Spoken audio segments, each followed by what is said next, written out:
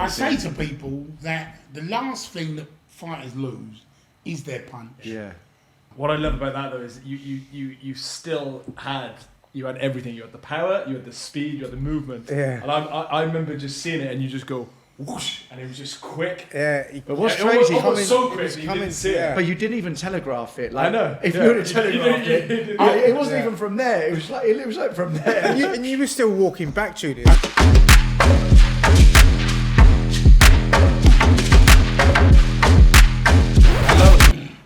All right.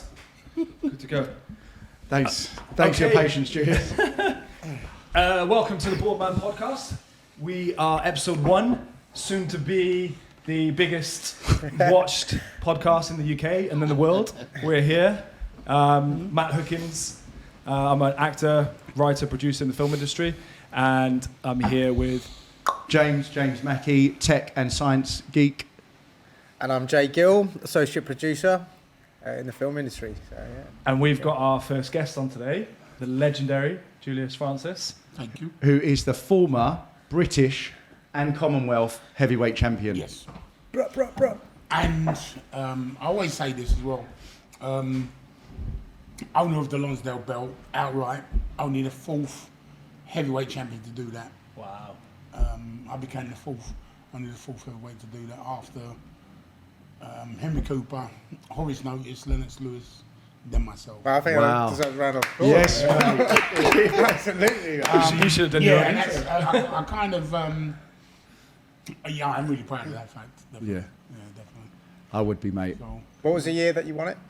I won the British title in 1997, and then became outright holder in 99 after 3 defences. Amazing. Yeah, so that was really like for me when I actually won the British title. If I'd stopped boxing the day after, I would have been happy. Yeah. Because I'd achieved the goal that I set for myself in boxing. Yeah. But then when I had the belt, because it was strange, I actually fought and won the belt over in Ireland, in Belfast at the King's Hall. Yeah. And the belt that I had wasn't actually mine at the time. When I give you it belonged to a smaller fighter, so it wouldn't even go around the waist. And then actually when I had the belt and I was looking at it, I was just saying that I never wanted to. I didn't want to ever not have it again. You know? Yeah. Not have it in my position. So that became the next kind of goal of it. You've had such a textured life. Obviously, we know each other very well because you're also in the film. Yeah, Prize yeah. Fighter. It's on Amazon Prime. Yes. Check it out Good if you want to watch it. But tell us about. I want to know more about your childhood and how you started and what you got up to, and then when you got into boxing. Let's start. I suppose like in my childhood, it was some of it was quite difficult. It was quite difficult. Some of it. Because like I say, we moved to Abbeywood when I was about 2 years old. So from 2 till 10, that's where we grew up. Me, my older sister, myself, my younger brother, and my younger sister. So it was 4 of us. And yeah, so it was. I had lots of friends there, and sometimes it was difficult because the late 60s, early 70s, there was still that thing of no blacks, no dogs, no Irish. Right. So that was a thing still. And I remember we had one neighbour that just lived a couple of doors away from us, who was, I know him now, that he was South African. And he didn't like us being there. Right. You know, like I say, I always say I had a very colourful childhood, a very colourful upbringing or whatever. But when I was about 10, was taken into care, so I moved from Abbeywood to Plumstead, and then kind of grew up Plumstead, Woolwich, Cheltenham. Was in my teenage years. That's kind of like where Why were you taking him to care, if you want me asking? Just family issues. Yeah. Like, unfortunately, my mother wasn't very well. My mum wasn't very well, and so she was in and out of hospital. And it just my dad was always working. He was either working away. He was away from home quite a lot. He'd be travelling up to Scotland. My dad was a tower crane driver. Right. So he'd get calls to go all over the place, you know. But was he sort of present? Like, was he present in a way when he came back? Yeah. So he was like a father. Yeah, he was there. A father Dad was figure. there. Yeah.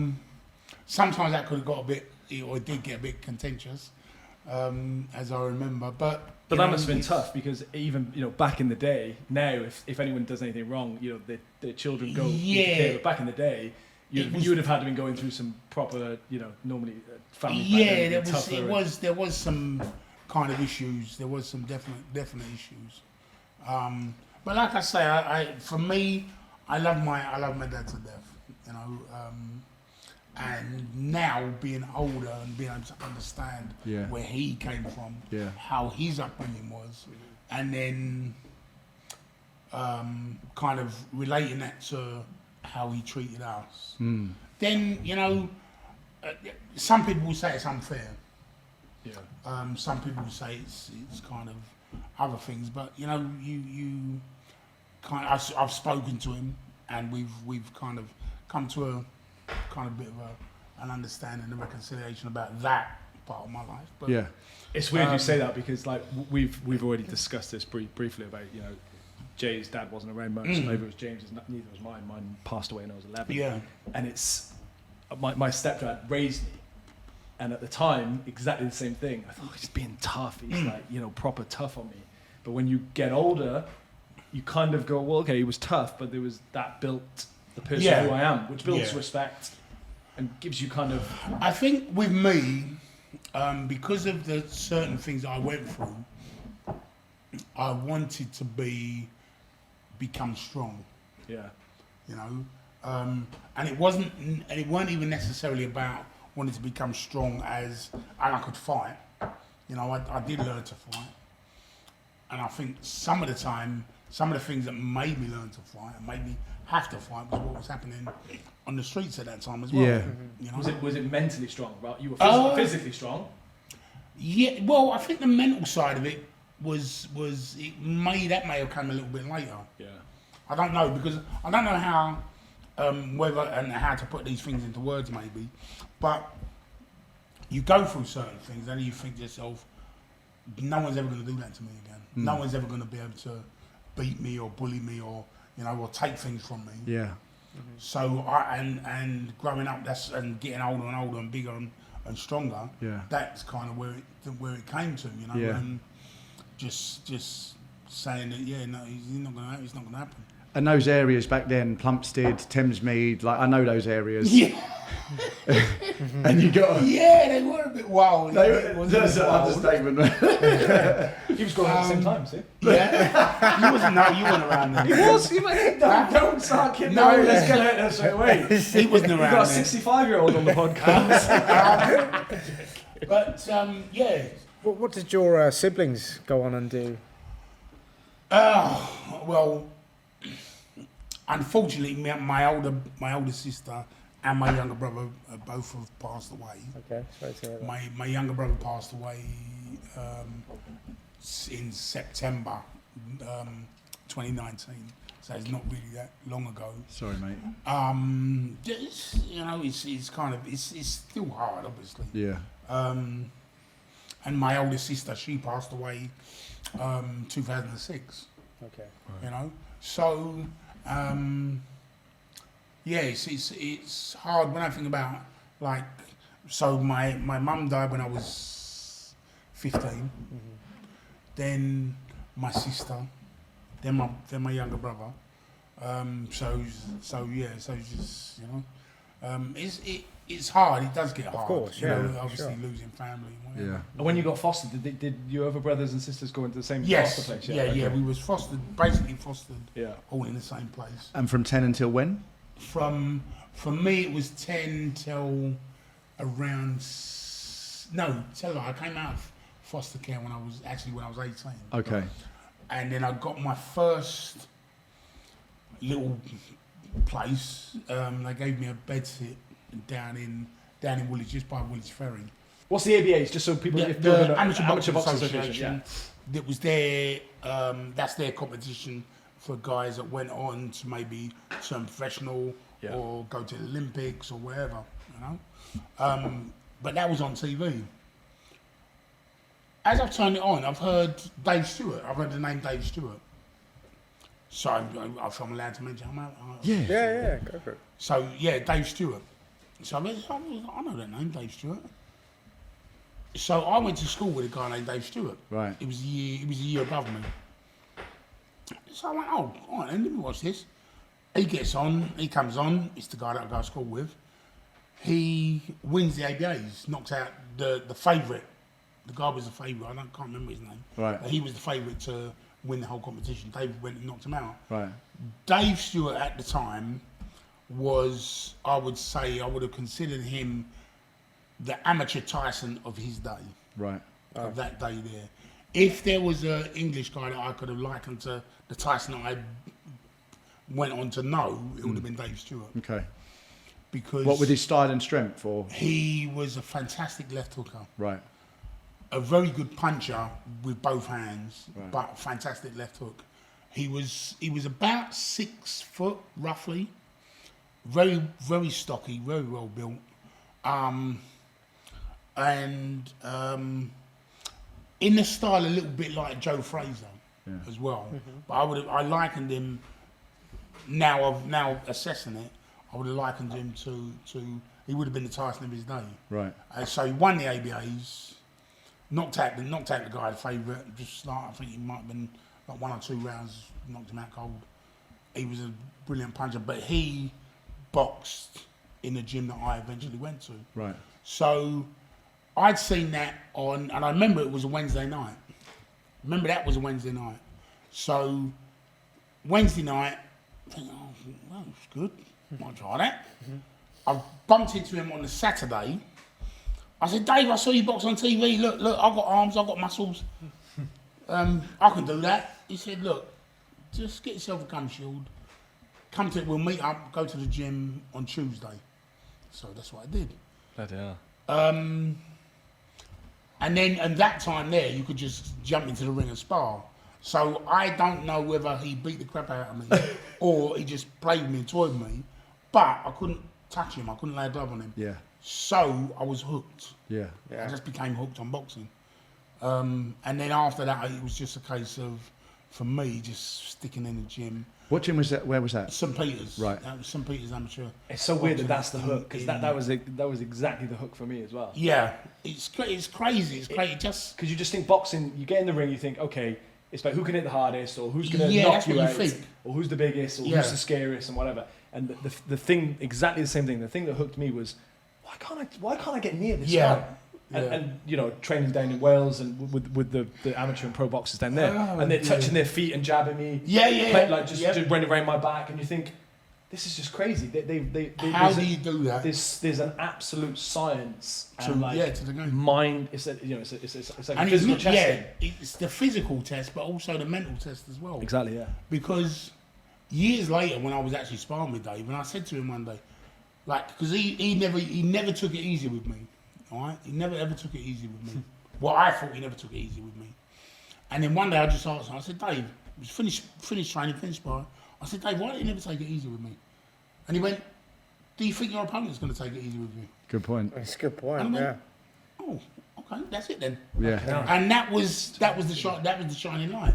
Yeah. You see, That's what you do. that's what I say to you two. I jump in the ring with these two and He goes so hard with and us. they're begging to go easy. No, it's never going easy. He's just a brute force that just keeps coming forward and just like he's cutting off the ring. That's what it is. That's what the game is. Yeah. That's what your opponent is never going to take it easy. Yeah, with you. for sure. And that's not just in the fight game. That's in life. Life doesn't give easy channels. You walk down the road, you got to dodge people. You're walking down the road and there's a big crowd, you got to dodge out of the way. Yeah. If someone's going to walk there, just walk into you and not even bat an eyelid. Yeah. You know, so It happens to me. Believe me, look, as big as I am, I'm 6'2", and I'm not going to tell you how much I weigh, but Say in stone, because they don't know in stone. no, I'm not telling you. But I'm heavy. Yeah, people just bang and just look at you. Yeah. This is No why one's going good to life give advice. you easy. They're never going to give you an easy road. Yeah. So before you sort of talked about the trigger that got you into boxing, Yeah. I want to take you back and just Yeah. sort of understand a bit about your run-ins with the law. I know it's a sensitive subject, but you know, No, if you I don't even mind know talking if it's about a it. sensitive subject because I think my first real run-in with them, there used to be I can't remember the name of the sports shop, but it was a sports shop. So he went into the sports shop, having a look around, but I know that I never took anything. I know that I never touched anything. Yeah. So came out the sports shop.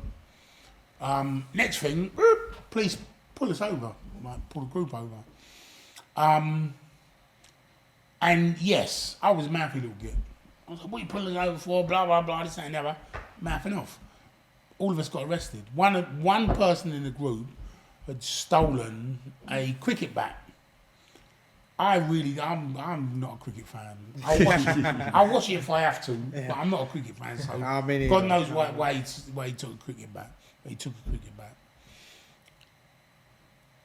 I'm making noise, blah blah blah. We all get arrested, whatever. So we're in the police station, and this is the kind of thing that turned me off the police really badly, because I was in the police station. Obviously, I'd made up noise and this that, and the other. So this cop, I remember this cop had come into my cell. 3 of them come into the cell.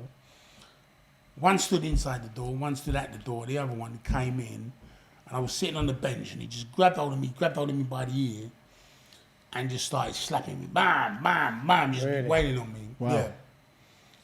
And that kind of threw my mind, you know.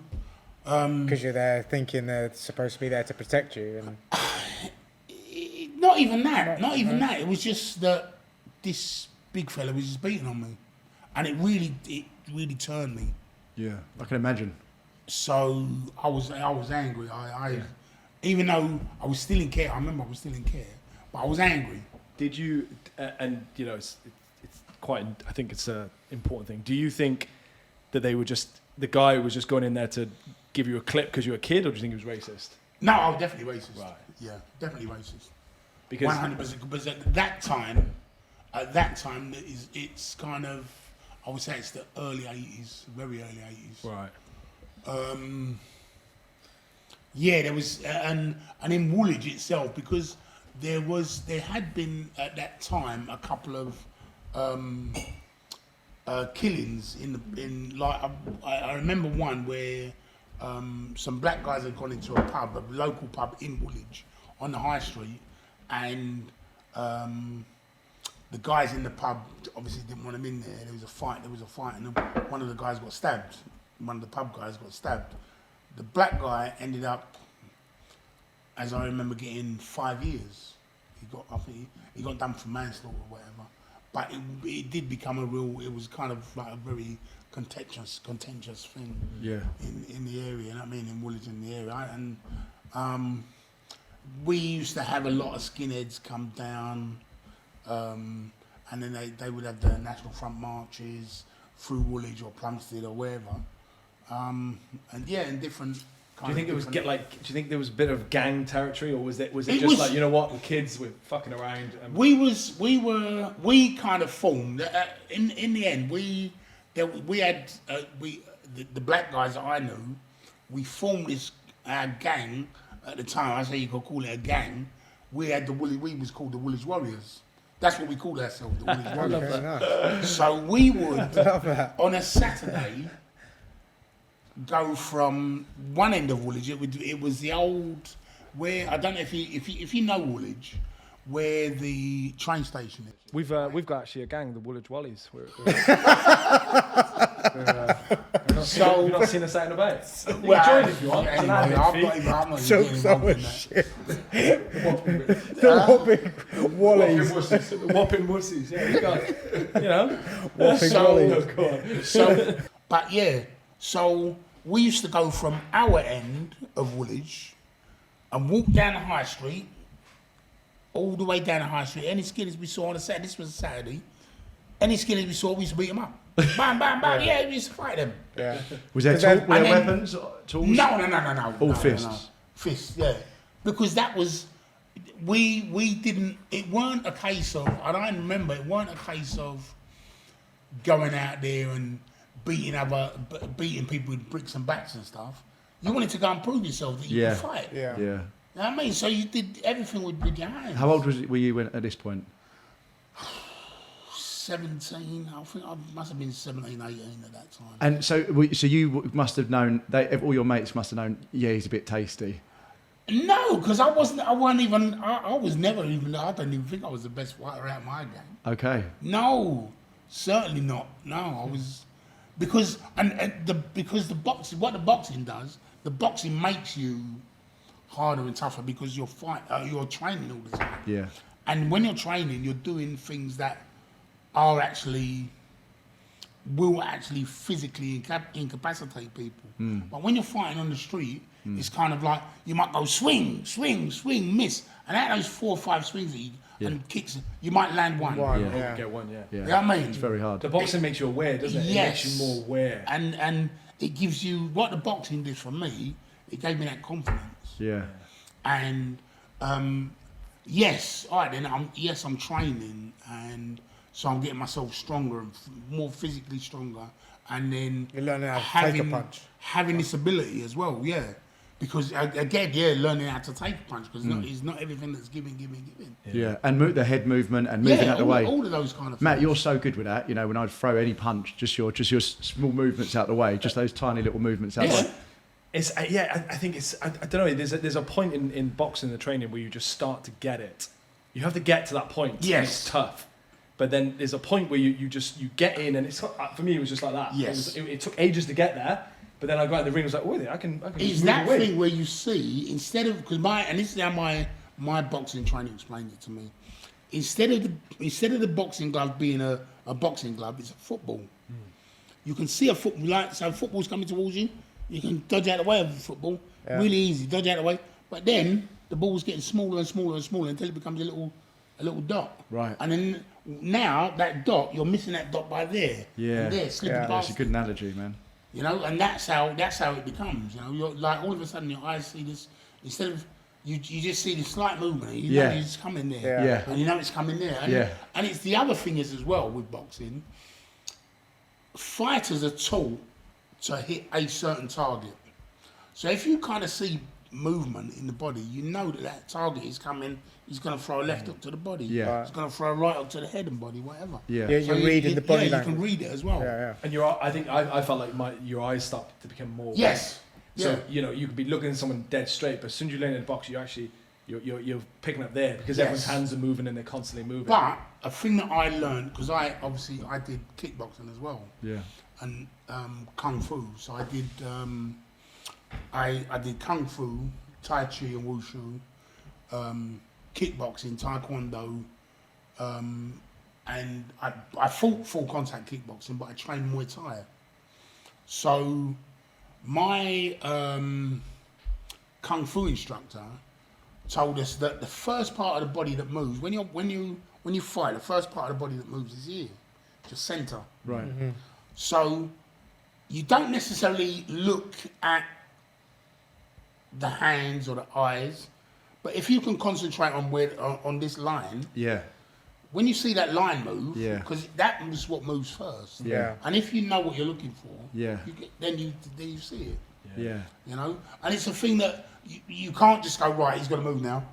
But it's a thing that you study over the years and years and years, and it's you know. It's Yeah, I same remember as- go on. Yeah, I remember the first time I'd get hit. I mean, you just sort of close your eyes, you know what to do.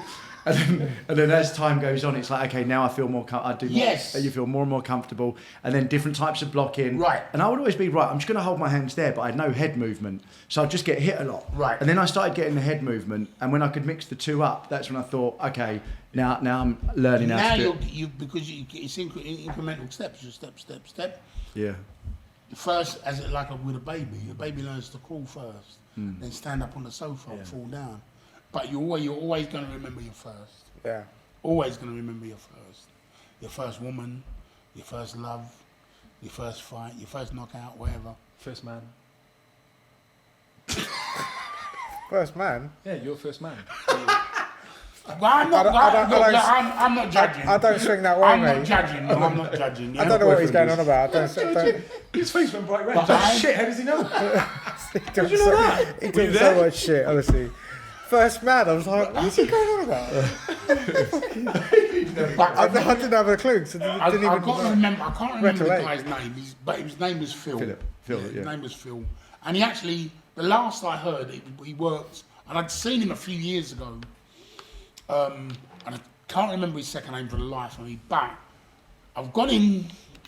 Obviously, it's our show, it's St Peter's show, and when I got in the ring, when I stepped in the ring, I've just seen the biggest man I've ever seen in my life, a beard. I'm thinking, God, I didn't have a beard, I was clean shaven, I was smooth as a baby's bum me at that time there.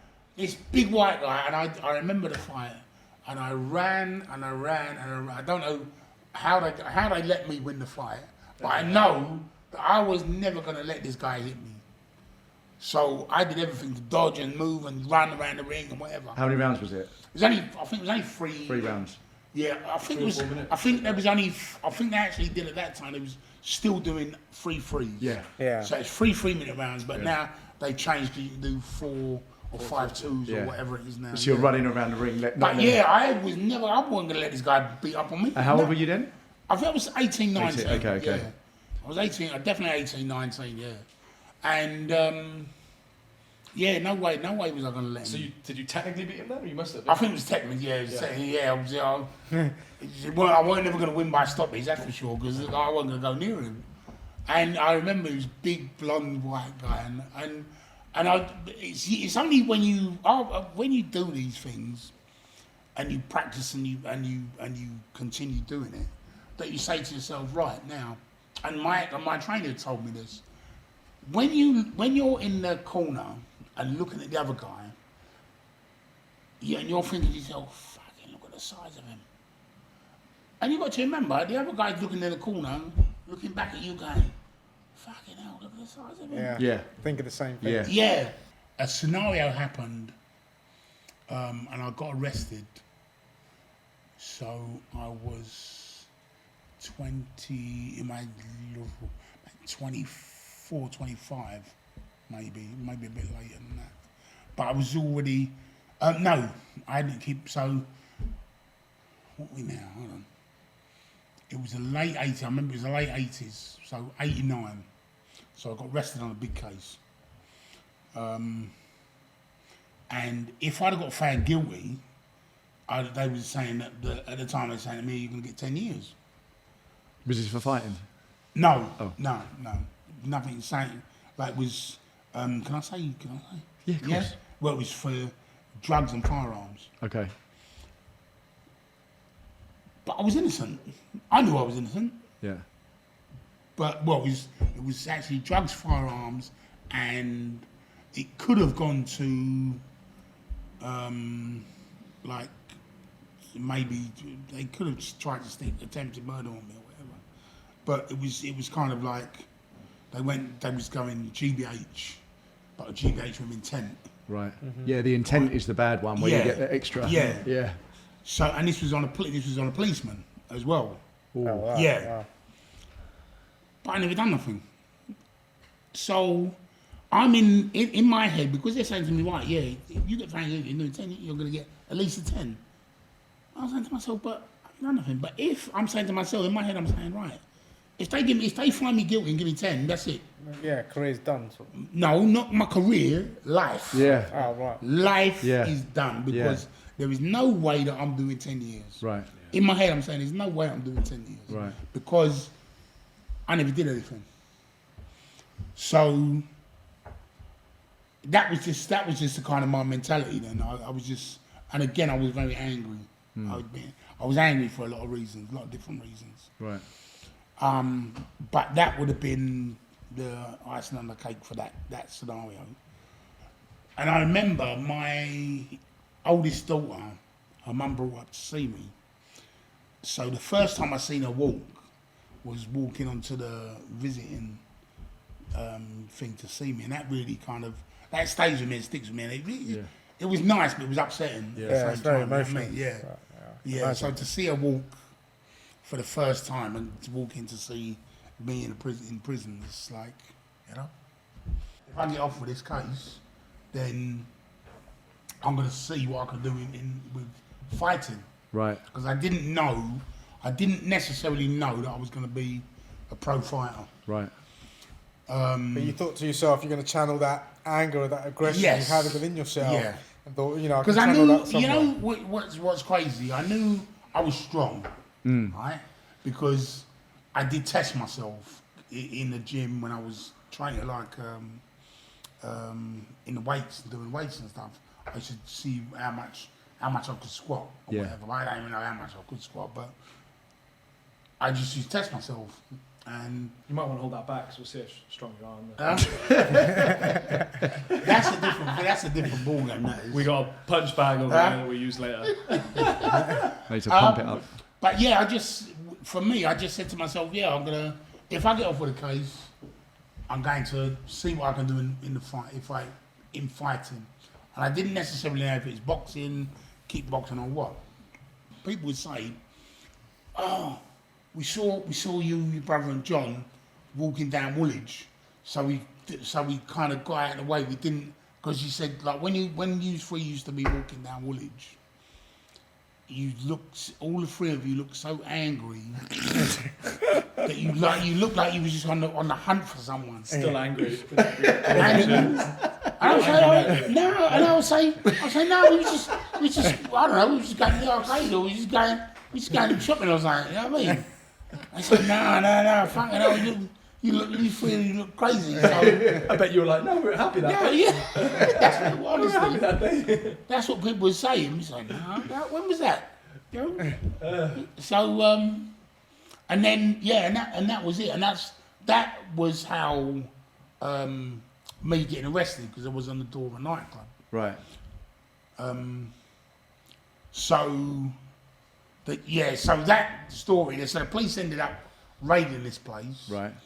But when they raided it, they said that I was holding a gun and that I actually attacked a policeman with a knife. Right. Both. No, a gun and a knife. So they said they found a gun on me. Yeah. But I attacked the cop. I had attacked the cop with a knife. With a knife, right. Yeah. Because they said, in his statement, he said, as he came to the door, this Mr. Francis raised his right hand and brought it down across my chest, striking me with the knife across my chest. I was like, oh, yeah, really? Wow. So I've never seen a knife, didn't know. And then obviously they came in. Apparently there was like 400 coppers that raided this place. Wow. Yeah. Proper nightclub, massive nightclub, was it? Well, no, it's actually, now it's, I don't know if you know, is it the 808 club down by... Oh, yeah. Tunnel? Yeah. So that used to be called, back in the day, that used to be called the Tunnel Club. Right. So that was the old Tunnel Club. I tell you the truth, I've only been back there, since the time I got arrested, I've only been there once. Right. I've only been there once. That's a good venue. It's a good venue to party at, that one. Yeah, because it's out of the way. Yeah. It's out of the way, and like no one can't get no disturbance and whatever. But I used to be on the door. The only reason I went there was because Mark said to go there. Epstein. Yeah. Right. Yeah. It was only because he used to work there. He's a boy. He used to be Shout on, out he to used to be Mark. on Ed Dorman there or something like that. He's a scary boy. So- He's fucking Mark FC. But this is the thing. See, Mark, and I'm not knocking Mark. Mark's a good guy. But Mark, he was one of the youngers behind. Like, I'm not Mark. Don't get me wrong when I say this, but Mark was one of those guys, the kids that we used to send him to the shops. Go to the bloody shops for us. You know what I mean? Yeah. When they was youngers, Right, they was all the little kids running around behind us. You know what I mean? So, but obviously then he went on. He got bigger and Stronger. went on to be And had his own runnings. yes, exactly, and he became a world champion. So, but that was kind of the scenario. So we used to do the on the door. I was on the doors there. Got arrested for that. There was a big raid at the club, and that's how them charges came on me. Right. And again, by the time I got to the police station, they obviously beaten the crap out of me. Ah. They actually beat me that bad. They knocked me out. Sure. And then I've woken up and I'm in the van, but all I've got all over me is all footprints all over me, Fucking hell. and all over me back and front. Yeah, Just standing on you. yeah. That's fucking horrible, Yeah, man. it was. That's- But it was. You know what? Now when I look at it, obviously it was what it was. You know, I can't. There's nothing I can do about it. You know. Obviously they planted drugs on me, and it was funny. Even that was funny. And they presented the evidence. They went, well, you say that you found all these white wraps of white powder on Mr. Francis. So why are these wraps that you have and produced in the documents that you've signed or whatever, blue wraps and white powder and all this? Because it's the same. They're giving the same numbers, the same, but it's all blue paper and because it weren't mine. Yeah. So you had to fit me out, but they just fucked up anyway. So it didn't really have anything on you. They had They nothing sort on of- me. They had nothing yeah. on me. And I remember on the first day of the trial, and the trial was only 2 days anyway.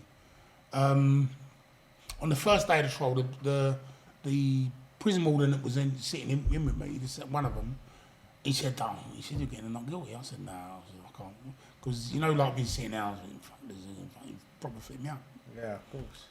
But At this point, were you just a bit like, fucking, I've been here before, this is annoying? I was just, that was the time I was saying to myself, if they find me guilty and they give me that 10 years, because that's what he was saying.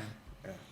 My judge, I remember my barrister said to me, he came in and said to me, right, if you get 10 years, we'll appeal it. I said, if I get 10 years, but you know, I ain't doing 10 years. I know I ain't doing 10 years. So he said, all right then, if you get 10 years, we'll appeal it. If you get anything up to 7 years, you'll live with it. I was like, in my head, I'm saying, I'm not doing anything. I'm not doing no years. Yeah. I ain't doing years in prison for nothing I didn't do. You know what I mean? And yeah, and it was scary. It was scary, but I was just angry as well. I was just angry that I was in this position. Yeah. And then I remember obviously coming out, and I was training. I did train. I was doing with the kickboxing, but I came out, and because obviously I was earning a bit of money. I was doing what I was doing on the street and whatever. But I came out and I went, you know what? I can't go back to that life again. Yeah.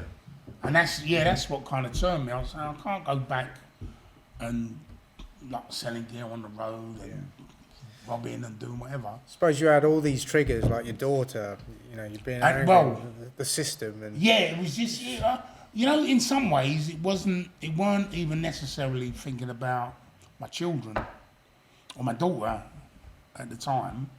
It wasn't even necessarily. It was thinking that because I'm trying to say to myself, how do I get better and better myself to yourself, and move on and try and live a better life, you know, and get out of the system, as it were. You know what I mean?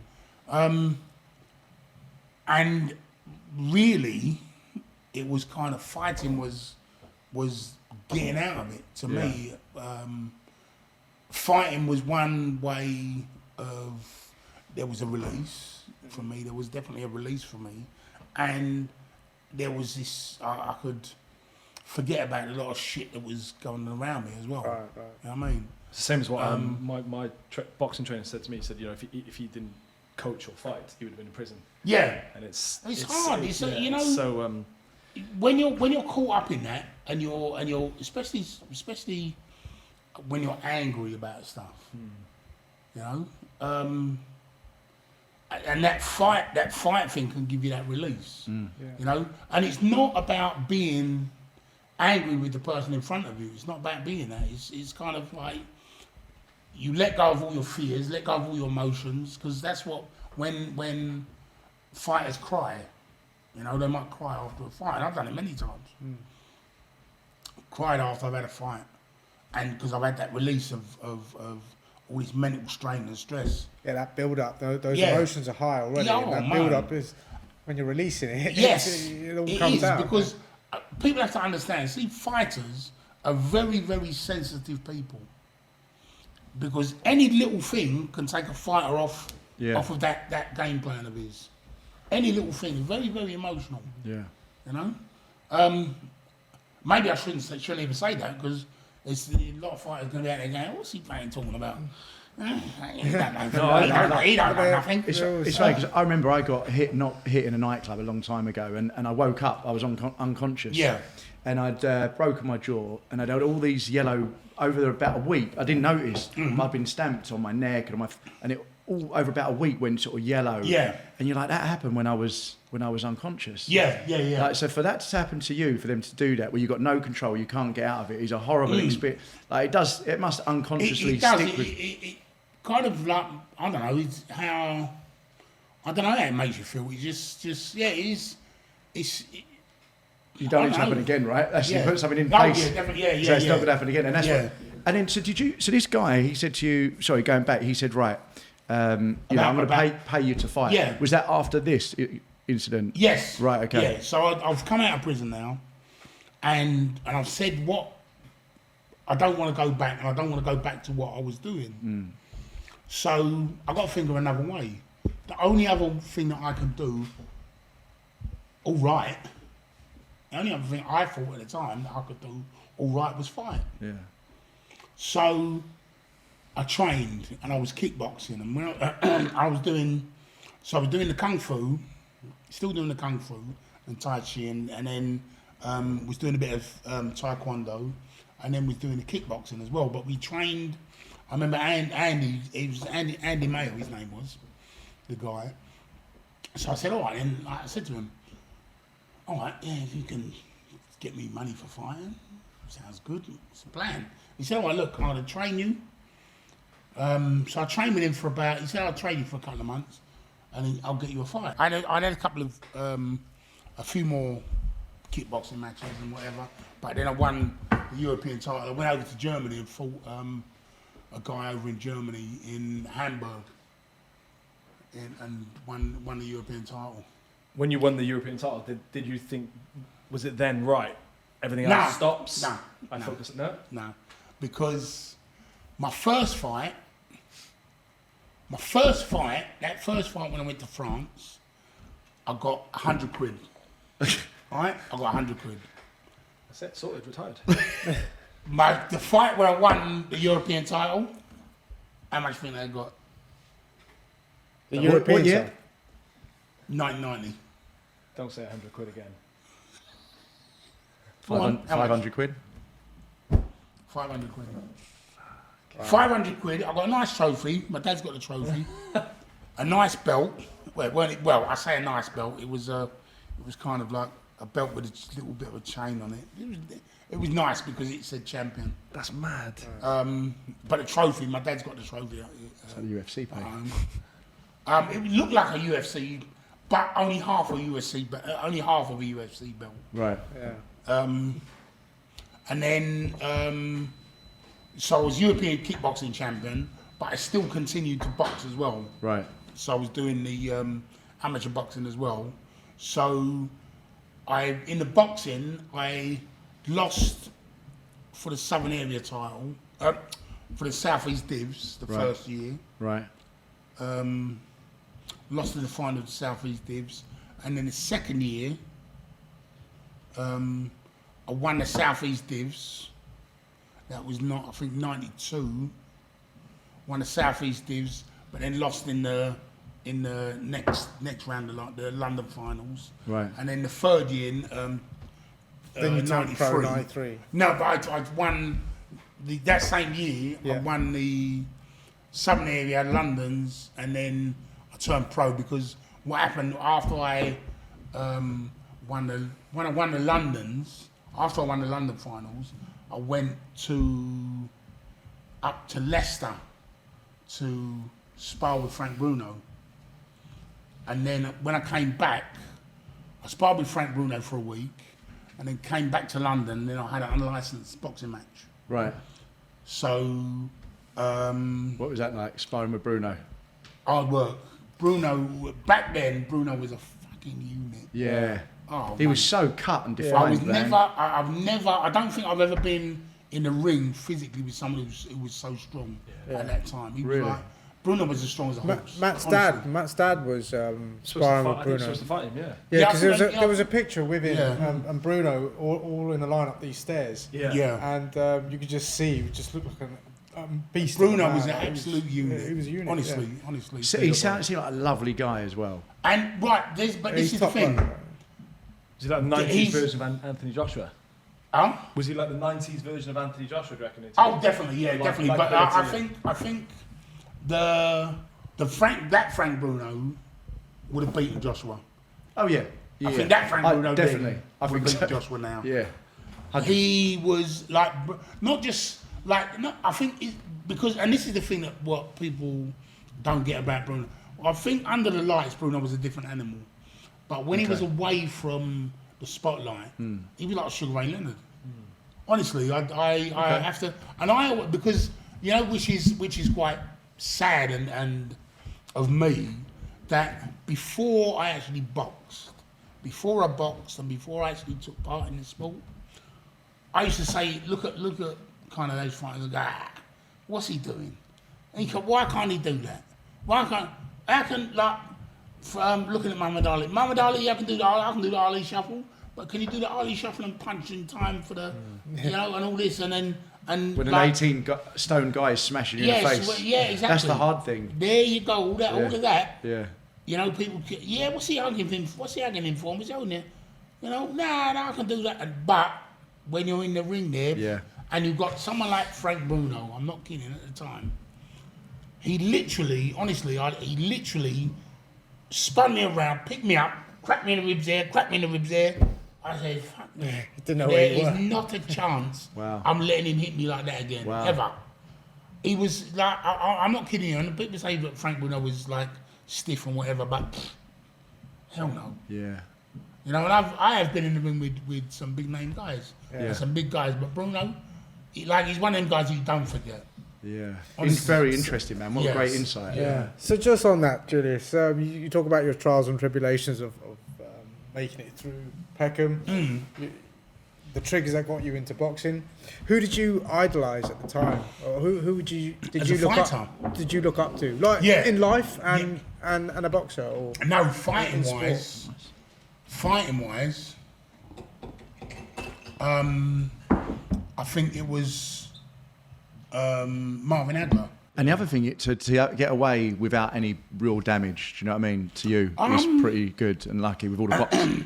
I say no damage, no real iron. There is physical damage because, as Matt has touched on, that I've been stabbed. Yeah. I got stabbed, I think 9 times. 9 times In one go. Yeah, 8 times. Yeah, 8 or 9 times in one go. Fucking hell, man. Yeah. So. Wow. Can I ask what happened? How old were you? Laughing about it. That happened when I was, I think I was 19. Yeah. So I think getting stabbed had a mental effect on me. Yeah. Right. Definitely getting stabbed had a mental effect on me. So what happened, the guy, actually it was someone who I was actually friends with. I was friends with him when he was a bit younger. He turned out to be a wrong un. Did some kind of shitty bad stuff. And then me and my brother ended up doing him. And then I was at a party and he kind of walked up behind me and stabbed me out. Wow. From behind. Yeah. Where did He at first he stabbed me, well I remember he hit me in my side and then everywhere else, but I didn't remember. I don't remember getting like stabbed. Right. So The adrenaline must have. because you don't feel it actually. You don't feel it. It's just like getting punched. Wow. But at the same time as he was stabbing me, I was actually trying to throw him over a balcony. Did you notice your strength just dissipating through the stabbing? That's what happened. Yeah. Yeah. So So he was trying to stab you, and, Nah, and yeah, you were trying to so- throw him over a balcony. Yeah. Did you get him off the edge of the No. balcony? Ah. Would you have been gone if you did? Yeah, oh yeah. So it's high up. Yeah. So it's higher than this. It'd be higher than, so it'd be about to drop from maybe this balcony down, because it was on the second, it was on the second floor. So we're at the top. Right. We're at the top Was floor that of the Shard. party? Yeah, we was at party. But yeah, I definitely, if he'd have gone over, and if I'd have gone over as well, Yeah. I wouldn't have cared. Right. So, and didn't penetrate any organs or anything like that? Like, So he punctured my intestine.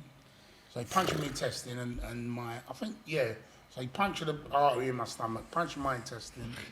So, and then punctured my lung, through my arm, in my back, in my shoulder. Is that yeah, mark I there? see the scars, Yeah. yeah. Where's Oh, your, wow. Can Caught I it. see a scar on your belly? It's no So, joke, man. yeah. So, because they had to open me up. Fucking Yeah. hell, man. And in my back. So he's just like, And then, yeah, and then I got one up here. It looks like, people keep, but when I've had my shirt off, people say, or when I used to have my shirt off, I've got a bit of belly now. But it's like, oh, gee, I didn't know you got shot. I say, where? Where did I get shot? Is it in your chest? I said, no, that's a stab wound. This is why you're an actor now, because whenever you've got any scar injuries in the film world, they touch it. I had a scar there from my brother hitting me in the face with a golf club, and I'd always try and hide it. Yeah. And you get into the makeup chair, and you'd be like, no, it's great. Let's extend it. Let's make it longer. the scar's great. There's always a story. I remember we did the short, And and that scar I think, was yeah. out. We I let think, the yeah, scar yeah, go. it was, yeah, I remember, yeah, it was. How long was the No blade makeup that needed. he was stabbing you with? A kitchen knife. Right. So was it's a quite kitchen long. knife. It was big, yeah. As I remember, it was a kitchen knife. Right. But the thing was, I didn't actually feel it. All I felt of all the stabs I got was a pinprick, and that was just in my shoulder. Right. And one of the things that really pissed me off, I had a brand new jumper on. I bought this really cool jumper. Well, a grey one, was it? All right, honestly, What was it? It was a really cool green and white jumper that had a really nice face pattern on it, and it was like a long, furry jumper. It was cool. it's like the first time you wore it. And it Yes, was like, yeah, feeling good. real. You know what I mean? I was out styling that night. Yeah. and it really pissed me off. You must have been thinking a few times, this might be it, this op, or not? No, because I don't remember the journey coming to the hospital, but I remember being in the hospital, and then them like a couple of nurses was sewing me up or whatever, and then next thing I'm in the bed. Then the next day, or it might have been the day after, waking up after having an operation. Right. So, and then just people around me. And that was it. And then I remember when I came out of the hospital, that was quite funny. My girlfriend at the time, all she just wanted to have sex with me. Just got tied down by your I stab couldn't wounds. really move, but I laid on the bed.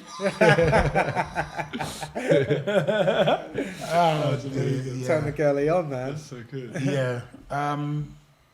Okay, so like jumping ahead, how do you go from, being in trouble with the police, mixing up, getting stabbed, all this kind of stuff, and then, you start boxing, and, and you become, British heavyweight champion, end up fighting Mike Tyson. What happened in between? And how did you get to that point? Yeah, getting to coming to there, moving like it's. I think I don't know if I think what it is people believing in you. I think that my amateur trainer. The crazy thing about my amateur trainer, when I did get in trouble, he stood beside me. Right. So I remember when I won the British title, one of the first things I did was actually take the belt round to him, and he was like he was old then, and he was old, and he weren't in the gym at the time, and going round to his house and taking the belt to him and showing him that his boy had actually achieved. Wow. That was really, and even the story after that, I remember leaving his house, but it was a great thing for him because he wasn't well at the time.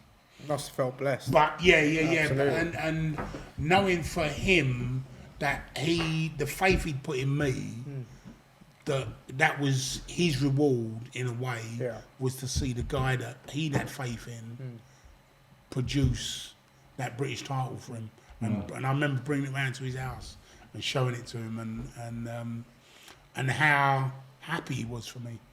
You know, Pat, I'll never forget him.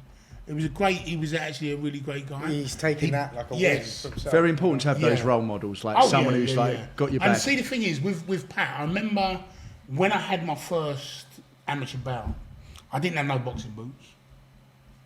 And although I was working, boxing boots weren't the thing that I was going to go and buy it. You know? And he actually got me my first pair of boxing boots. That's quite You spending your money on green and white jumpers. Yeah, exactly. So, but he was, and he believed in me. Yeah. He did. He believed in me. There's so many things in that. And right? it There's, was like, trainer, mentor, father figure. Yeah. So many things you probably maybe love and attention. Like, so many not things you actually didn't- realising what you have. how much of an influence that he was having on me. Yeah. You know. Was he there when you defended your title as No, well? no. He couldn't be there. No. Right. He wasn't. Because he was actually really not well. Right. You know. And everyone thinks you need like loads of people around you, but quite often you hear the story, with lots of boxers and people. They normally just have one person. Yeah. It's normally one person that will believe in you, stick with you. And it's and to have Pat Dempster, his name was, and he when I turned pro, he was the guy that when obviously because when I after I had the unlicensed boxing, and when I went to Bruno and I came back, did the unlicensed. Yeah. I was meant to go because I'd won the London ABAs, actually beating all Harrison. Yeah. Right, Yeah. so I managed to people- find the footage of that. Yeah, so I beat Orly, and then Orly went on to win the Olympics and whatever, become a so-called world champion. But actually beating Orly, and I'm not going to down myself, but he was a kid, and I was, in a way, I think I was number one in the country at the time, and I was expected to win. What I mean, going on to jumping into the fact that you've fought Mike Tyson. I mean, I know you very well, and I've heard so many stories, and everyone asking you all the time, and it's still baffling and brilliant in so many weird ways. Is there anything that you would say that someone hasn't asked you, or something you haven't told about the Mike Tyson situation? Even if it's something simple, that's like, you're like, you know what? I didn't tell anyone this, or this happened and no one knew, or whatever. I mean, it's such an interesting story. I don't think there is. But set the setting, right? It's 2000, right? Yeah. It's, 99. So it's Tony Blair is Prime Minister, Yes. right? Who was like a big band at the time? Like who? It would have been like Kylie Minogue was big. Like, I just take your head back because I remember it. I remember there was such a Oasis, big maybe? thing about it. Oasis would be. Oasis. Yeah. Because I was pretty much just coming alive then. So Well, you just bought I know you two have no, because I never forget. the 'cause Millennium. the Y2K bug, the Millennium Building, which is over there. There was all that. There was a bit of a buzz at that. I mean, going into 2000, there was a bit because of a what buzz. happened was, I remember Mike Tyson couldn't get into couldn't get into England. Yes, that's what I was saying. Because he was in prison before, so he couldn't get in, and then somebody I think helped. he still has that problem now. Does he? Yeah, you can't. Yeah, you can't. You're not allowed to. Really? Not like the UK. Yeah, if you've ever been accused I of think it's something. still I think it's all bullshit. Because why? How many of those politicians rob people, rape people, do whatever they do to people, and still travel around the world free I've and sing like? got a simple caution, right, from 2009, and I can't enter the US still because of it. Well, that's, it's the same thing as the US. It's complete. And I never. I think I'm not even sure if they let me back because I've got. If you've got a criminal record, you can't. You can't, I can't go. So But I I think that's bullshit because I've been to America a couple of times, three times. Been there on holiday and been there working when obviously with Lennox a couple of times. Yeah. I know that I've got a criminal record. Yeah. So, and I remember when I went the first time to spar with Lennox, and I was over there with Lennox, in Washington, one of the border patrol people, wherever that, looked at me and went, "Are you Lennox Lewis family?" Like asking me if me and Lennox were related. I said, "Man, you look like your man." That's mad in itself. You're going into America to I'm spar going to spar him. They asked me what I'm doing. Yeah, he said, asked him if I was related. But yeah, I think it's just bullshit. I think so. How many criminals out there in America that travel freely, this, that, and the other? I know. It's just I think the same. So I remember he had a problem getting into England. Yes. But the fight was in Manchester. He managed to get in because they arranged it so he could come in. Yeah. And I remember there was this crazy thing when he came through Heathrow Airport, and it was just like literally and some other George Michael came in on the same flight, and everyone ignored him, right? Because everyone was like, and it was just this whole thing about like JULIUS FRANCIS and Mike Tyson. There was such a excitement. It was massive, and I'm not going to deny it. It was massive. Yeah. We're having a press conference the day before. So this is the first time I've seen Tyson face to face. So I get brought to this press conference. You've got a bank of press there. The tables, we've got a table here, another table down there, chairs, couple of chairs, whatever. And so I go up there, I've got my headphones on, I've got my glasses on. I just listen to my music. I know that these people don't want to have nothing to do with me because they're not interested. They're not interested in JULIUS FRANCIS. They're interested in Tyson. So the only question I asked at that time was, "Oh, JULIUS, what music are you listening to?" So I tell them that's that. Next thing I know, Tyson starts coming from, Crocodile, who was Tyson's cheerleader guy. He comes in the room and I see him, but I don't really take any notice. I'm listening to my music. Is it It's Raining Men? So... It's Raining Men. No. Was it YMCA? So Crocodile comes in, and then my trainer Mark, because Crocodile was coming in saying he's going to do this and he's going to do that. My trainer Mark, he's getting a bit rolled up because Mark don't take no prisoners. So there's a little bit of like contention between him and Mark, and then he starts saying, because he's saying something about Tyson is this and Tyson is that, and your man's gonna get this. And I don't give a fuck. I'm just focusing on me. You're zoned. And then I'm thinking to myself now, if Tyson comes on stage and I'm sitting down and he's standing over me, he's won. Precarious position. Yeah. So as he comes up onto the stage, I stand up and make myself as big as I can. Yeah. And look at him, and I'm saying to myself in my head, because Frank, remember I told you that when we were in all the shop, Frank is saying to me, Tyson does this, Tyson does that, Yes. Tyson's gonna do this, Tyson's gonna do, and Frank is in my head now. So I'm thinking to myself, when Tyson comes on stage, he's gonna start talking shit. So when he starts talking shit, there might even be a fight on the stage between me and Tyson, because I was that ready to go. Yeah. That's why I've got up. I'm saying to myself, right, if he says, oh, fucking, that's how my head was thinking. Yeah. But he comes out and he's as cordial and nice. He doesn't say a word. He's just hi, like, and that's it. Smile on his face. That's it. Wow. And I suppose that's another.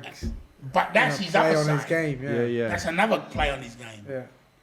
Because that's the niceness belies Yeah. what's underneath. For me, I'm very proud of the fact that when Tyson came to England to fight JULIUS FRANCIS, he was in the best shape he could have ever been. 100%. When I saw him, when he took off his top and he goes in the ring, he looked like the most intimidating I've ever seen him, ever. He didn't play around, and that, for me, is because he didn't know anything about me. Yeah.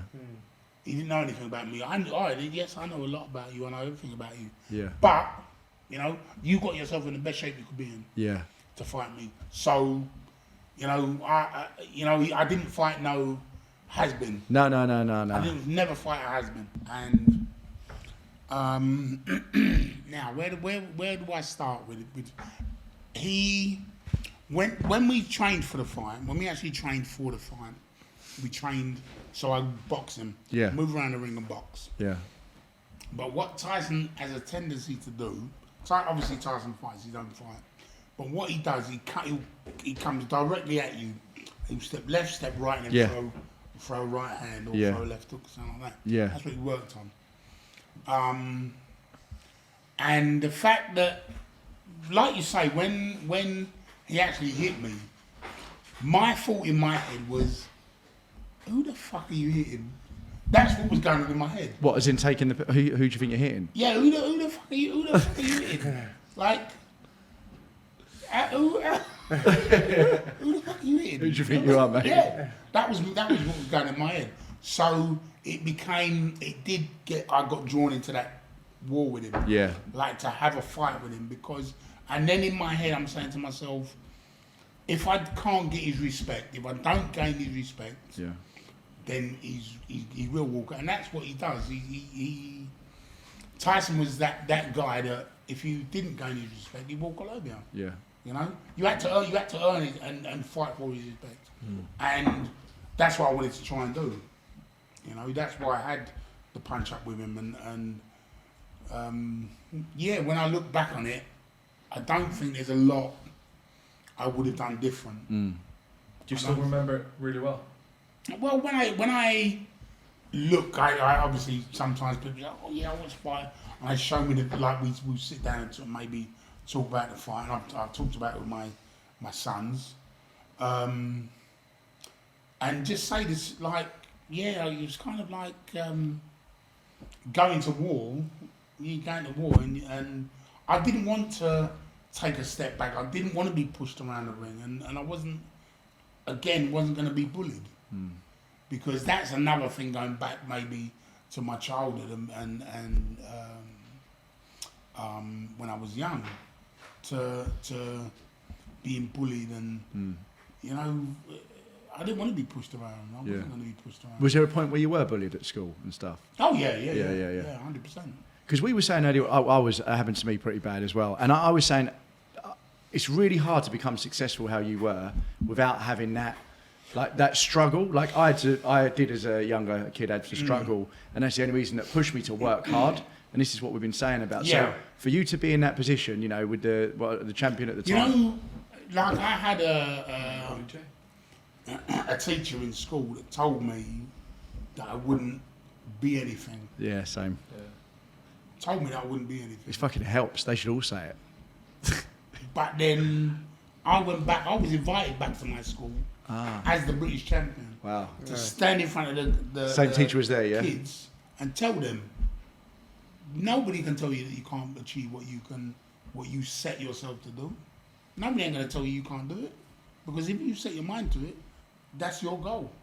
Nobody can't tell you that. Yeah. And I walked off stage and shook the man's hand. Shook his hand and looked in his eyes. And went about my business. Yeah. So you had 24 fights, 23 losses, 12 out of knockout, out of your wins. What was your favourite fight? Winning the British title. Yeah? Winning the British title, becoming British champion. Because I remember when I became a professional fighter, and Dean Powell was my first pro coach, and he asked me the same question: What do you want to get out of boxing? And I said I wanted to be British champion. I didn't know who was British champion at the time. It might have been, I don't know if it was Lennox. It might have been Lennox Lewis in '93. I don't know, but that's what I set my goal to be British champion. How I was going to get there, I didn't know. Because I was, like I say, I didn't know he was champion at the time. But that was my goal. If you had to go back, who would you want to fight?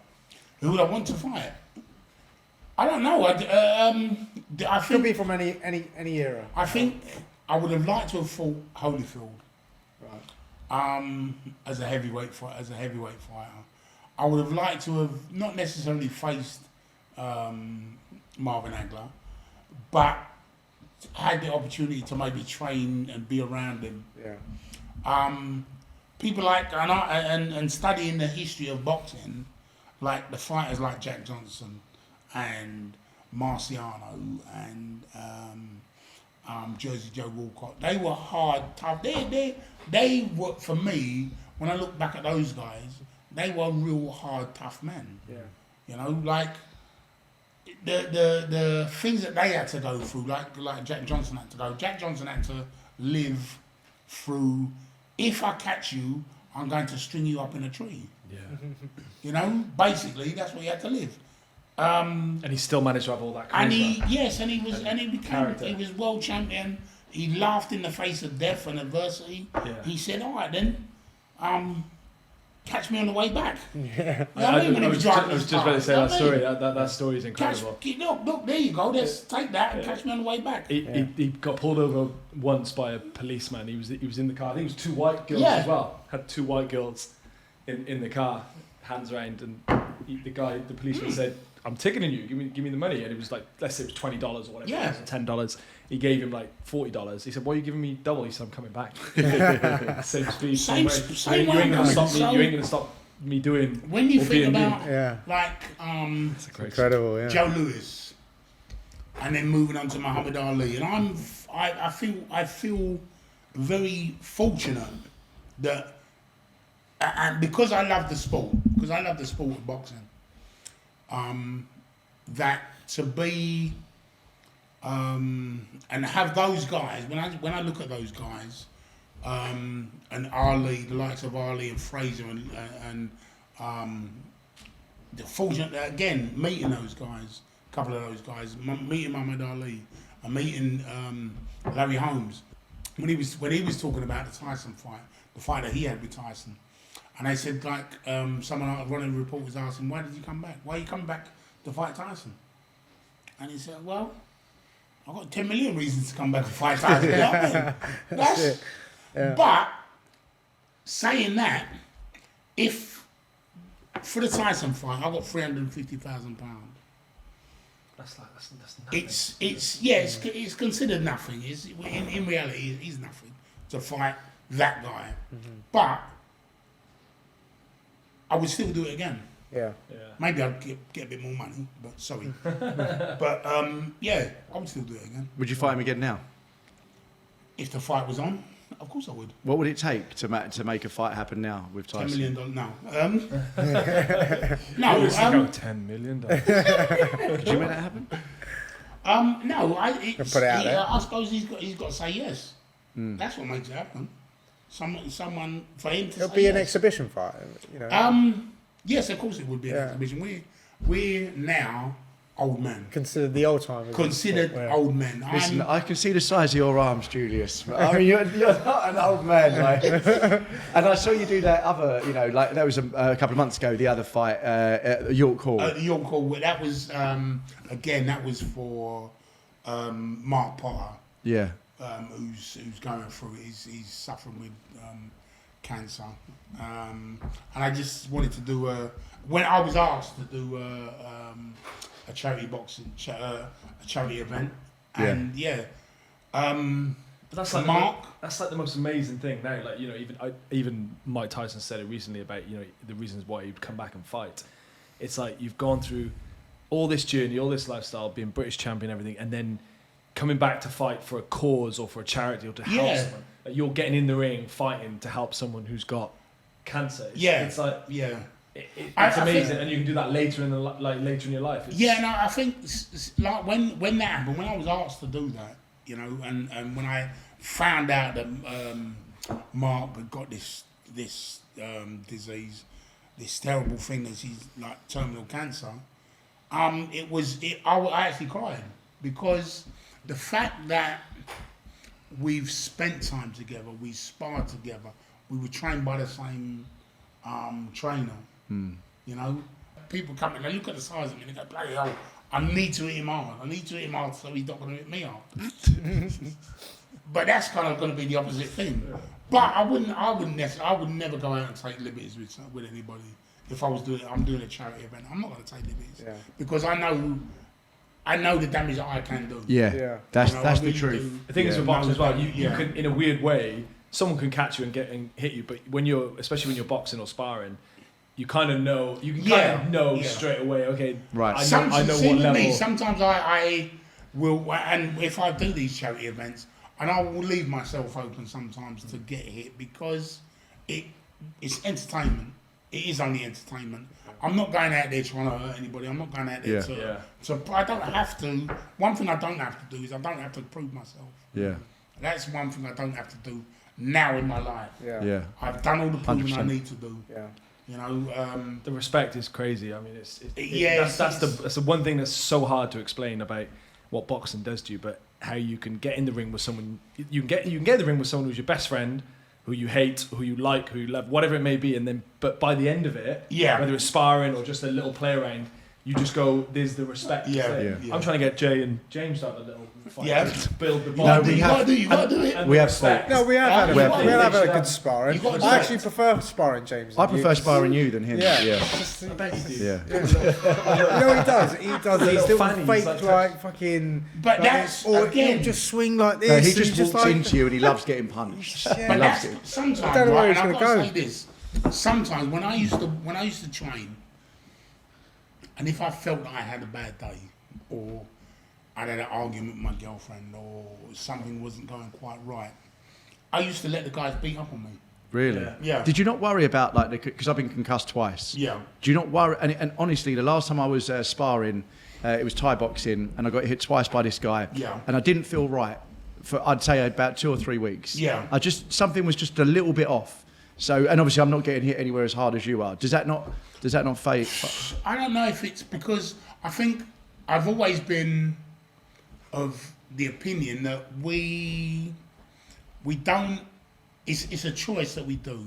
It's a Right. choice that we box.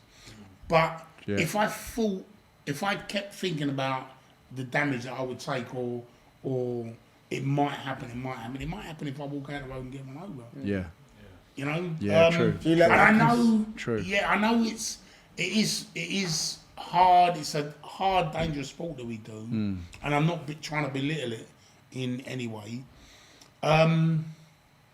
But yeah, it is difficult. It is difficult to say that you want to go and box, but there are now so many different or better equipment that we use. Sparring when you're sparring, the head guards, gloves and everything. Yeah, gloves and everything like this. Yeah. There's been so much innovation. Better gum shields as well. Because he's asked me that. Yeah. Question. He's asked me that question. And, What? and about don't you? Are you ever not scared of just getting hit with one punch? Yeah, because I actually don't mind getting hit, not as much as you love it, but like I would rather take it more. I've been boxing for quite a long time. I'd rather take it more seriously. But also, all right then. So I say this: when you have fighters like Tyson or Lennox or the Klitschko's or anything like this, what generally people of if you're just doing it as a sport and a pastime, what you don't do is, and what you don't see that professional fighters do, that lots of their training, neck training, what they do with the weights on their neck. And I used to do a thing where I used to go in the corner of the ring and do a headstand, and I'd be backwards and forwards on my head. Yeah. And that's 16 stone. I'm not putting my hands on the floor. Yeah. It's just all my neck. Yeah. So when we're doing things like that, they're the things that will alleviate can alleviate the hard knocks. the hard knocks of the game. You're never gonna. The sport is never going to be 100% safe. Yeah. Never going to be 100% But safe. it's just but like, we do as much as we can to make it as safe as possible. But it's just Do you know like you what- said. Like you said, you could go outside now and get hit by a car. Yeah. You're not thinking about that worrying.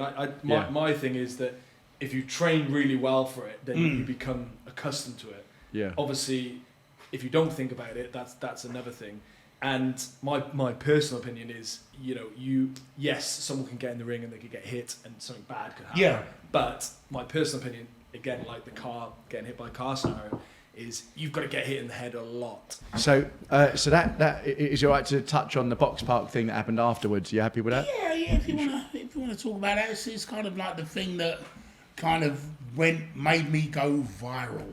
100 million views apparently. Jesus Christ. That's what Is that everyone's right? been talking about. 100 million views? Well, last I heard there was 25 million. Right. And Top and, up and it's crazy when I had somebody from, I think it was Japan or something you said. I've had people from Japan, I've had people from China showing me the video that's come on their news feeds, like not news feed, but shown in their country on their news. On their news, yeah. Morocco, Australia, the West Indies. I'm saying. I heard about it when I was in Malta. Someone was like, isn't this a guy you know? Like a Maltese guy. It was I crazy. think you know this guy. It was crazy. Because, not to make light of the situation, it was a crazy situation anyway. And I do wish it never happened. In all honesty, I wish it never happened. But he did deserve it. I just gotta say, the guy was being a cock. Yeah. At the end of the day, he was being an absolute arsehole. Yeah. He looks like he could have hurt people inside, innocent people inside Yes. as well. Yeah. And what he was doing was very dangerous. Yeah. Well, when we spoke about it for an hour, I remember I called you. I was in Malta, and you said, "Look, you don't know what he was doing." Yeah, inside. he was going spitting on crazy people. inside, being a Larry spitting, doing stuff, throwing food around, throwing people's drinks around. Yeah, he's trying to hit people outside, so he's Yes. probably inside women, children, or everything. Yeah, and that's when it becomes dangerous. And I kind of, I do regret actually hitting him, punching him, but the way that situation was, that's what was called for. Yeah. At the end of the day. Yeah. He came at me, and I didn't know what he was going to do. I didn't even know what if and what he had in his hands. Yeah. So, I'm not gonna. I really am not. Like I say, I'm the last person that people want to try and start bullying because of not only what I grew up with, but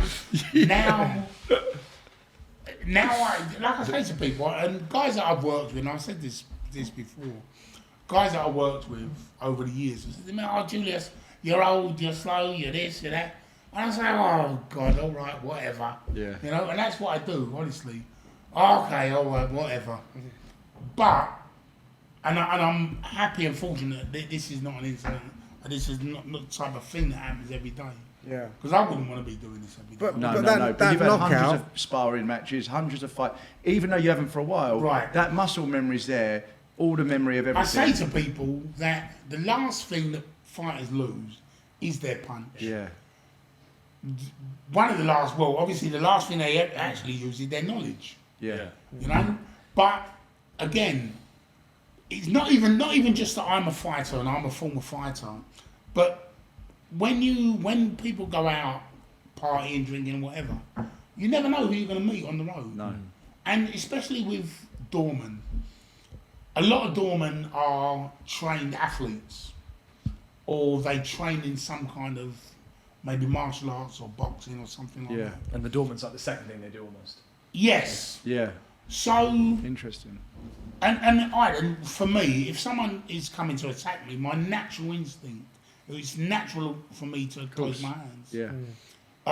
Because I was a former professional boxer. What I love about that though is you still had everything. You had the power, you had the speed, you had the movement. Yeah. And I remember just seeing it, and you just go whoosh, and it was just quick. yeah, But what's Yeah, crazy? almost so quick was that you coming- didn't see it. yeah. But you didn't even telegraph it. Like, I know. If Yeah. you would have telegraphed it, it wasn't Yeah. even from there. It was like from there. and you were still walking back, Julius. And So I was it was actually, like you're Yeah, and on you're the I way was walking back. actually going backwards because I don't want, and I never ever wanted for anyone to say that I'm an aggressor, because when I'm at the door, doing like working, I'm always trying to be like the passive aggressive one. If you look, stop, Yeah. but don't bring it to me because I will put you in an arm lock or Yeah. put you on the floor, whatever, Yeah. because that's what I'm trained to do. That's why I think you You had know? so much support from so many people. Yes, You had and so that much was support. From that was like, the crazy thing. Everybody Tyson supports Fury you. came out and said about it, When and everyone was just so supportive. it was it was crazy. It was crazy, and going like looking back on that whole situation at that time, to think that how many people had seen this video, or the video that went around, and then knowing the people that commented on it, and Tyson Fury commented on it. I think Mike Tyson commented on it. Politicians, I think, commented on it. Just had your back. Just random people come up to me every day and say, "Julius, well, I've seen your video, well done." Yeah. And little kids come up to me, "Oh, can I get a photograph of you? Can I take a selfie?" And I'm like, I wonder, and I've asked like some young people, teenagers and whatever, why is this that you want to? And it's but you're famous, and you did a good thing. And then when they say that, I say, all right, then fair enough. Yeah. Then what can I say? But people have to understand that yes, all right, then we work in the service industry. I work in the service industry, and I've seen over the years I've worked there how people have treated maybe cleaners and bar staff and door staff, and will say to them, well, you only earn £9.50 an hour, so I can talk to you any way I want. No, that's not the case. These people that work in these jobs, myself included, we have families that we want to look after. We have mortgages that we need to pay. Of course. I always make a point every time, the guys will confirm, like when we go to a restaurant, I'm the nicest I can be. I always try and say the nicest thing, the biggest tip I can give, whatever it is. And when a friend or someone else is not that way, I'm like, what are you doing? Like, why are you not being... It gets a bit, it's sometimes a bit... If you think about like the rules of the universe, like you've done a good thing. You've protected a lot of people, and it's sort of brought you back into this crazy viral thing, which is like what I said, man. You should do your own podcast or something because you've come back into. It's got a little TikTok account with doing dress up as a little Chinese girl, I think. Isn't that? Is that me?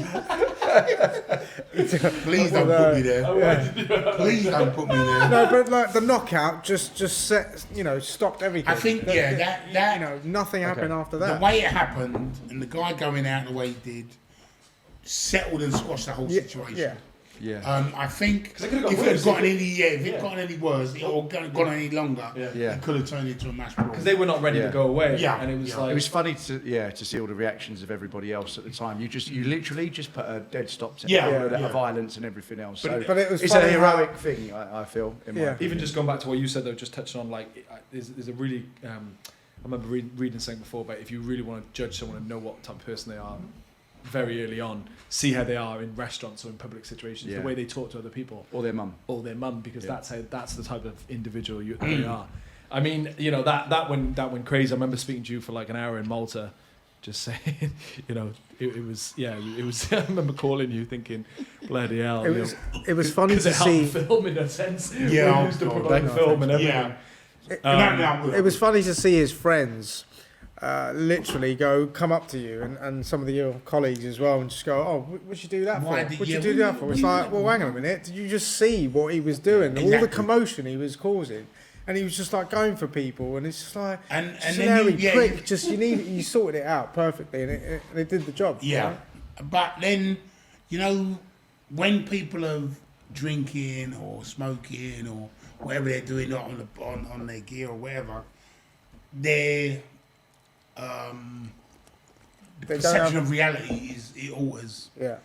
All of a sudden, someone might think, all right, then they might be sort of like 5'8", and all of a sudden they're 7'10". Yes, yeah. So no, I don't believe that. Not with this. Yeah, I know. My hair's too long. Squares up to everyone. Huh? Well, as they say, well coiffured. Thank you. Going on to that. I mean, look, I want to ask about the how you enjoy some of the acting side as well, because we've done obviously short film together. We've done prize fight together where you're in as well. How do you compare? Well, I want to ask you a couple of things. First of all, do you like the acting side and that kind of world? How do you compare it to your other experiences? Because going on a film set, being looked after every day. Do you need food? Do you want a cup of tea, coffee? You're not walking around having someone trying to stab you. No. Prize Fighter was not your first gig, was it, on a film set? Well, working with Matt, we did the short movie. We did the short film. The excerpt where I was fighting in the ring. But I have done a couple of other smaller parts. A couple of small videos, and I did a little bit of acting at school. But to be real honest with you, working on the door is smoke and mirrors, is acting. Yes, I have a badge, but, and I say this to people, but it is acting. you're acting a role that you like. You have to portray. You have to put out something. Yeah. You know. And again, with the movie, with Prizefighter, that was a scary. That was scary. You know me already. I was very nervous. Yeah. I was actually really nervous. I did notice that. Yeah. I remember doing you saying, that part. I don't know if it was in the short or the actual thing. I remember you saying to me, "God, I've had fights, but this is tiring. Yeah. Yes. It feels like I'm back in a fight, and Oh my also God. Plus, you're wearing all the gear from the 18th century. And you No, weren't but too it- comfortable and with you it, and I think- just thought, Yeah, constantly so I've got thinking- to make sure that and this is who was the guy that I did my scene with? Kevin. What's his name? Kevin. Right. So Kevin, I did my scene with Kevin. I ended up headbutting him. We ended up clashing heads. I ended up splitting his eye, breaking his finger, bruising his arm. yeah. You know what I mean? And I'm like, we're only play acting. Yeah. And I'm like, it was quite. I was actually horrified. I was actually when I found out that he'd broken his finger. Like, well, You were upset. you saw me Yeah. already when Yeah. I split his eye. I was like, no. This is only meant to be like this is meant to be. We're just meant to be acting. It was so weird to watch that because you just went into this like complete sentimental. Like I thought you were gonna cry. And I was like, shit, it's Julius over there. And then my this- scene was after, so I was like, what the hell is he But gonna do to the me? crazy thing is, the horrible thing is that I had to be angry. I had to really kind of go into this angry, horrible place to bring that out. Yeah, Of me. yeah. And it And showed it's- on screen. It did. It really did. But I didn't want to be there. I didn't Yeah. want to be this Mr. And like you say, that yes, it's acting, but at the same time, I'm bringing out this nasty kind of horrible side of me. But that's all you knew. You had to tap into that side of bringing that out, and that emotion. I and that didn't aggression. enjoy that. Would I you didn't. like to do more? How do you feel? Like I would doing love to. Yeah, I would love to do more acting. I'd love to do more acting because to meet or to get to meet some of the people that I've met and to work with, you know, when I think about say Ray Winston, my first experience of Ray Winston is like, where's your tool? Yeah. Scum. Where's your tool? Scum. Scum. Watching Ray Winston on TV and then actually sitting beside him, In Lithuania. talking to him. Yeah, it's wicked. Yeah, it was. Yeah, that's all. I'm like, is that really me? Is that really? Am I really doing this? Yeah. It does Which give is you the crazy, opportunity to which meet is so many crazy. different people. It's I mean, you were great in the film and so I can't Thank you. I was, well, I yeah. can't. I can't thank It you was- enough. it was I know. hard. I know you flipped this around on me before, but we did the short film in 2016, and I've said to people, I don't know how I got them back, and they, Julius stayed loyal, came back in the film, and he thinks it's the other end. He's like the loyalty's on me, and I'm like, no, like this is. No, just shows I that- was more than happy to be involved because I thought it was a great project. And then the other side of it, going away from the film, is that you're a boxing man. You're actually boxing is in your blood, and that story is your history line. Yeah. And it goes all the way down your history, your dad, you. And then to put that on screen, that's like, sorry, what I'm trying to do. I'm trying to write a book. It's crazy. What are you going to do for the next 5 years? What's your plans? So you mentioned a book just then, right? Yeah, I definitely want to write my book. And is that just like an honest, I want biography of just everything? it's an autobiography of my life, my history, my family, part of my family's life, Right. coming where I come from. What are you going to call it? I have no idea. Right. I have no idea. I need to get it out there and tell my story. Yeah, for That's sure. what I want to do. Do you know what I love about that? Is like your and I've said this a couple of times before about the connection between like boxers and creative mind, and you're tapping into your creative side now. And I think the two link in some weird way. There's that kind of Ray Winston says in the film, boxers are like writers; they stand alone, and it sounds quite corny, but it's a nice. Because I wrote it, but it sounds quite corny. But it's a true thing, and I've all the research I've done, I've picked up on so many fighters who ended up, a couple hundred years ago, who end up being, celebrities or actors or performers. Yeah. How do you feel now? Like, are you excited to tap into that creative side? Is it something that you think you've like it's just been inside you now? Now is the time to come out. And you mentioned the book and obviously the acting. Like, how does that do you think the two come together, and how does that feel in terms of tapping into that creative side? Well, I think that not just that people are interested, but it's if you keep my children will actually want to know about what I did in my life. They're going to want to know what I was like before they were born. Yeah. And then they can say, you know what, this is where I get this from. This is where I get that from. Yeah. You know, I got 5 kids. You're 57, right? 57. 57, yeah. 58 this year, apparently. Got to say, you do not look. You look young, man, for you do look 57. really young. I think that's no stress. That's what I try to do. Try down with my Mate, life. it don't sound like it. Well, I don't know. Maybe the last 20 years, no yeah, stress. Mate, yeah, something like that. Yeah. But like I say, I want my kids to be able to say, this is where I get this part of me from, or this is where I get this part of me from. You know? But it's going to be good for you.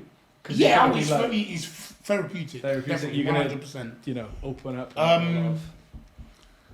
Because I look at my children now, and my oldest 4 are very creative, strong people.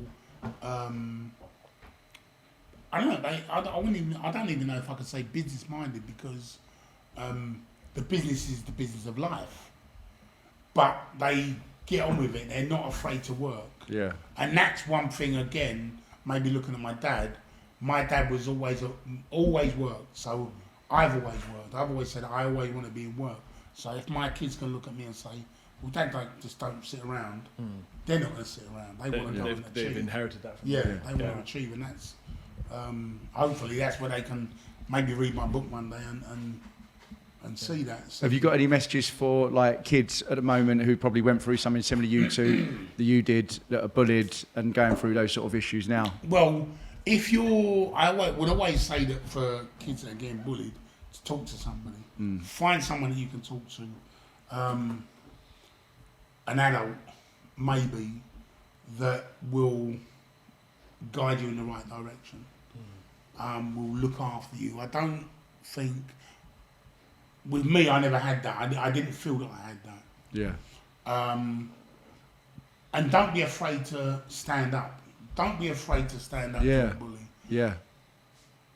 You know, bullies are... If you stand up to a bully's going to back down from you. Yeah. You know? When you show a bully your fear, he's going to pressure you. Yeah. If you show a bully you're not feared of them, then they're going to back down. Yeah. They're going to want to. That's great advice, actually. Bullies only there just because they're jealous of what you potentially could achieve or what you have. Or what you have. But in a time, it's really difficult, right? Yeah. Because they're in numbers, Yeah, they're coming for you, they're outside your house, they're at your school, like they're, so at the time it's the worst thing, and you're like, oh, they're harder than me, they're stronger than me. Yeah. But like you say, they most probably will back down. And it's not, I will say this as well, that boxing and fighting is not always the way forward. Right.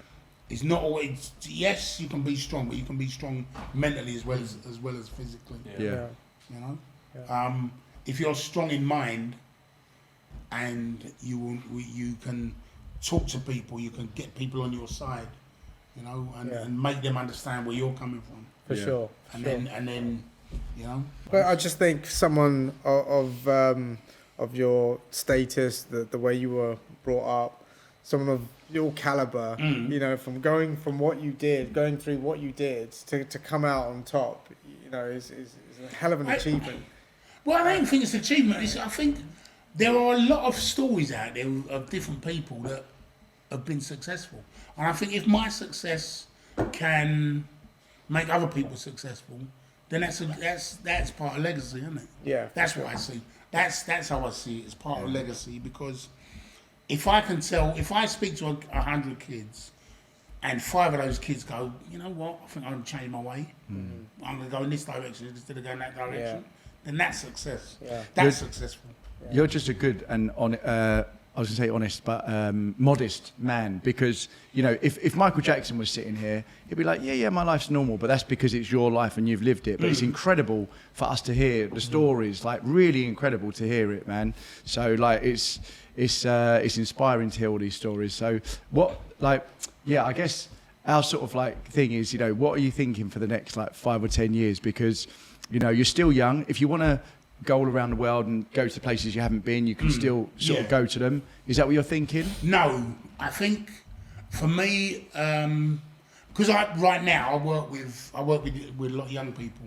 How's that? What's your involvement in that? How does that I work? work in one school is alternative provision school, Right. where kids come out of their mainstream school and come to the ARCO Academy. What's ARCO? So Sorry. ARCO. So What's that? ARCO Academy. What is it? ARCO is a bridge. Right. I think it's Latin for bridge. Okay. So they can come from their mainstream school Yeah. and come to ARCO, and they can work and do their lessons and get their exams and whatever. Okay. And then maybe if they because it's not long term, maybe they can go back to their original school or move on to another school. But I'm just there as a mentor, and I drive the minibus, drive the school bus. So cool, man. And then I do in other schools. Alfie's like, I want to go to that school. I love my bus drivers. I'm just picturing you, but on his body. Alfie works for like so many charities. He's always helping everyone. He's we're gonna do some stuff, man. That's why he's asking you, because he's like, his mum as well. She's worked in charity for like 20 years. It's so amazing that you and give then back. I work in another school where I do after school clubs, teaching a little bit of boxing to the girls and the kids. Yeah, Man. Girls and the guys there. Such a good guy. So, and it is, I think, if you have a talent or you have an opportunity to give something back or do something for somebody, do it. Yeah. You know, all right. Then yes, it's you might not get paid. Yes, you might get paid, but you know, it doesn't hurt because I feel that if I have all these opportunities and all these stories and all these even bits of advice that I can give someone, why am I going to keep them to myself? Yeah. Even if it just helps one person or one Yeah, scenario. exactly. It's a perfect thing. Exactly. That I think that's a perfect way to. I know I know we're about to end this, but I just thought when you was out and there was like you were on this 16-seater minibus, and you were like, you know, Mike Tyson was upstairs. Do you think if you were on the street with all your street backgrounds, do you think face to face, who would have won? I got to ask, man. I don't know. We would have.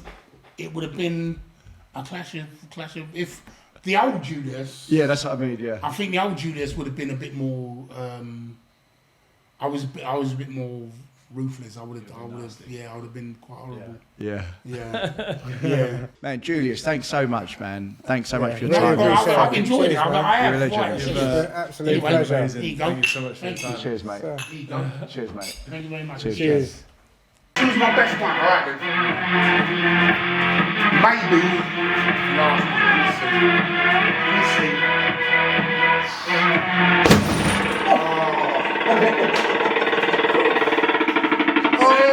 There we go. Oh, shit! How did you go from 8 seconds? Okay. That's after 3 goes though. Very good, mate. Yeah, you need a little That's much, all right. you know what I Yeah, mean? you need a little. Okay. All right then.